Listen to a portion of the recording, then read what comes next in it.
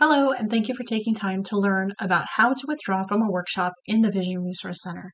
I'm Shannon Krajewski, the Professional Development Coordinator at Los Angeles Pierce College. To access your transcript from the VRC welcome screen, you will see a button that says My Transcript. You can also hover over Learning and select My Transcript. The default view when you first see your transcript is the Active tab. Active will include any scheduled, upcoming, and in-progress activities. Find the workshop from which you would like to withdraw. Next to that workshop, select Withdraw. It will then ask you for a reason for the withdrawal.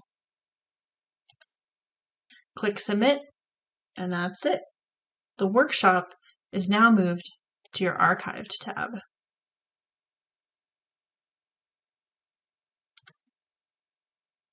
Note that selecting Move to Archive Transcript will also move it to your Archive tab, but it will not withdraw you from the workshop.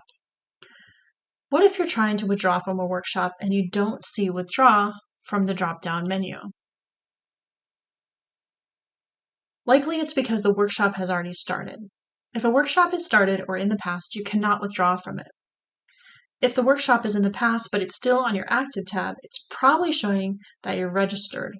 It will show this whether you attended or not. This just means that the attendance has not yet been submitted by the instructor for that workshop.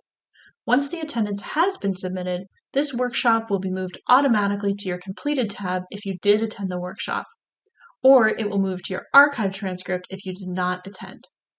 If you know that you did not attend and you don't want to wait for attendance to be marked, you can move it to your Archive transcript by selecting Move to Archive Transcript next to the workshop.